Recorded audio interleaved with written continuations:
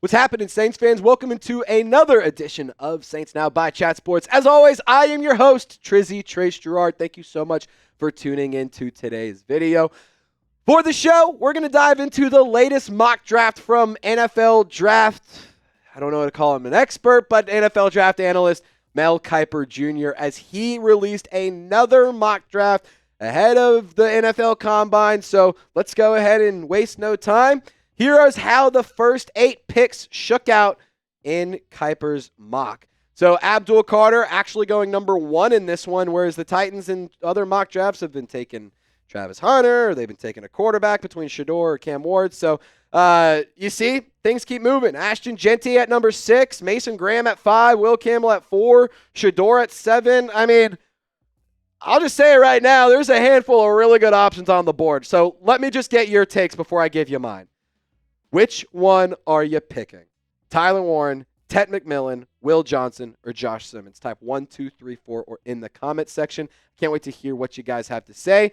And without further ado, the pick is in from Mel Kiper. He selected Tyler Warren at number 9 for the New Orleans Saints, the Penn State tight end, the winner of the MICH Award, goes to the number 1 tight end in the country. And Tex, you can actually just go Cam Wright with a name badge on this, and we can keep this rolling.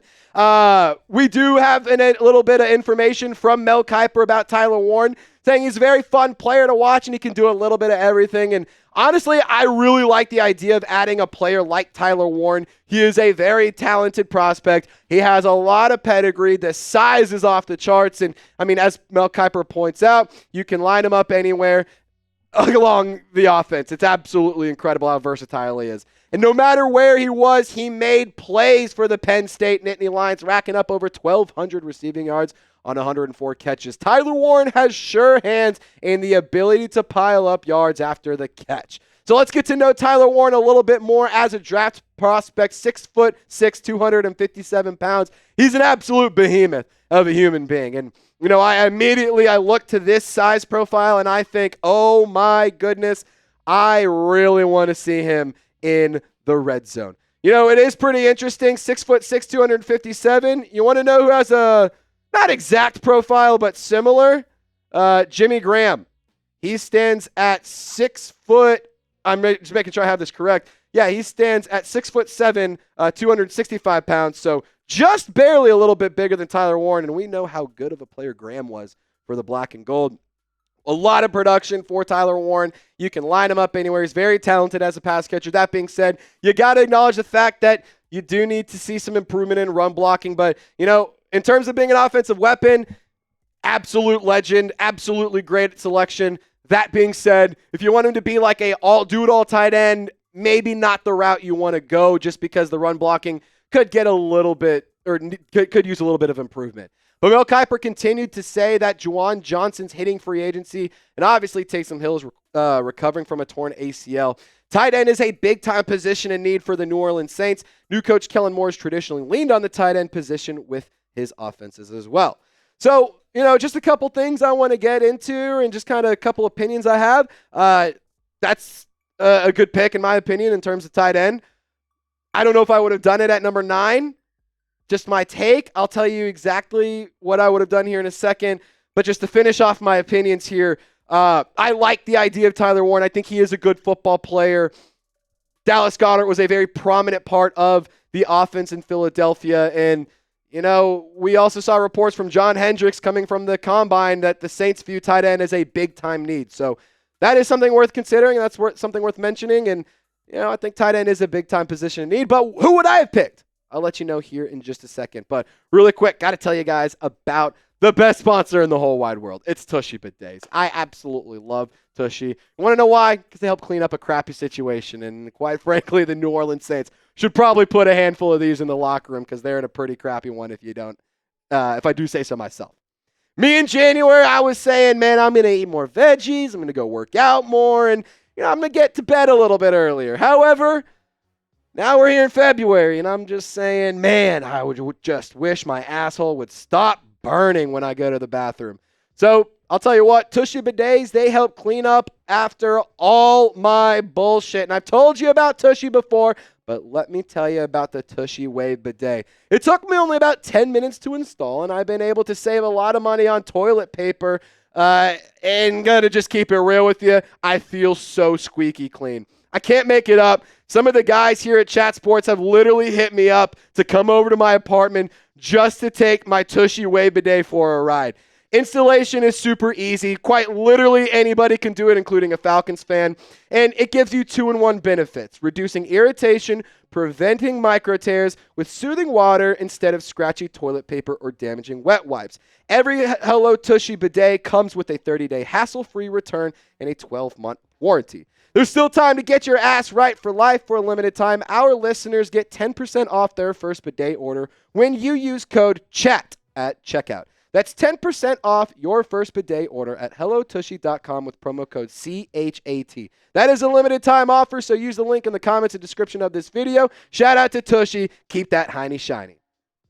So let's just kind of go back in time and revisit the players that were on the board. I mean, you had Tet McMillan, Will Johnson, Malachi Starks, Armand Membu, and Michael Williams, just to name a few. But then you also had a lot of other talent on the defensive line. You had Emeka Egbuka. You had all these other players that you could have added. And, I probably would have gone Tet McMillan. At number 9, I just feel like that's incredible value. And that's not to say that I don't like the idea of drafting Tyler Warren, but, I just think at number 9, you're getting a steal for a generational player and a wide receiver that, quite frankly, I don't know how Mel Kiper had fall this. For the record, he had him fall all the way into the 20s. I believe he had the Chargers select him, which is absurd if you ask me. No question about it. Saints have a lot of needs. I think wide receiver is the biggest one of them, at least in the top 3. Maybe not the biggest, but it's in the top 3 in my opinion. And we saw what happened last year when you dealt with injuries. What happens when you don't invest in that position. We saw what happens when you don't have a lot of talent and a lot of depth. I mean, you lose Rashid Shaheed and Chris Olave, and all of a sudden you're stuck with Juwan Johnson, Foster Moreau, Cedric Wilson, Kevin Austin Jr., MVS.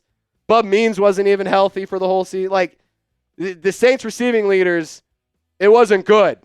And just FYI, you're 15 yards short of replacing Chris Olave with MVS. So when it comes down to it, I just personally believe wide receiver is a big need. I mean, and I think Tet McMillan would be an excellent complement to Chris Olave, which is also an excellent complement to Rashid Shaheed. Because in my opinion, Rashid Shaheed's your downfield speedster.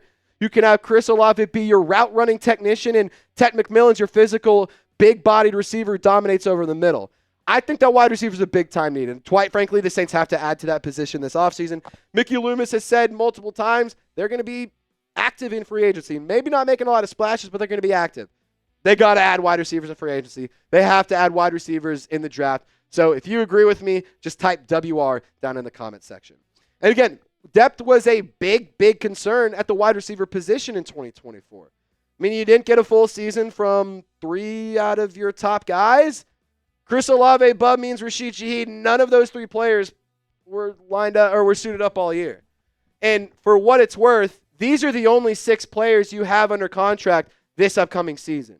So no MVS is not in the picture here. Mason Tipton, he was a UDFA that made the roster. Great story, don't get me wrong. I'm rooting for him to succeed, but you got to have better depth than Kevin Austin Jr., Mason Tipton, and Cedric Wilson. And I'll just say this, you can also add other quality tight ends later in the draft.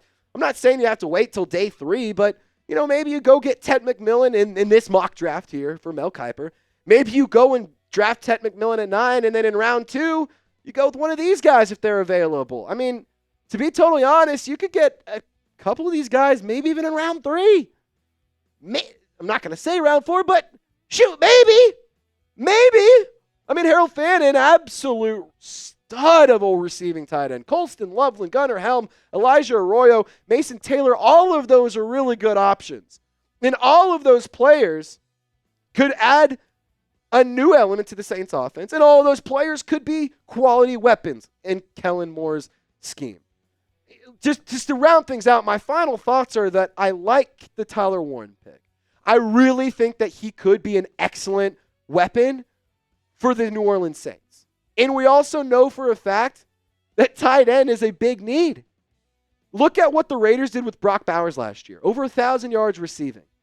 I love the idea of getting Tyler Warren, but, personally, if you're dead set on Tyler Warren, maybe trade back a couple picks, get another pick or two somewhere, and then pick him at like 15 or pick him at like 12 somewhere else. Like, maybe you run the risk of losing him to that spot. I also understand if that's your guy, just go get him. I personally believe that Tyler Warren you could possibly get not at number 9. So that's just my opinion. I like the pick again, but, I think at number 9, I just would have gone with Tet McMillan. So Mel Kiper Jr., appreciate the mock draft, but, that is still absurd that he fell to 22. Emeka Egbuka was the first receiver taken, and I think he was the first receiver taken. I don't know. Point being, Tet should not have fallen that far in this mock draft. Anyway, thank you guys so much for tuning in to today's video. Had a little bit of fun talking some draft buzz. Really do appreciate you guys for tuning in and rocking and rolling with us. Y'all stay golden. We'll see you next time.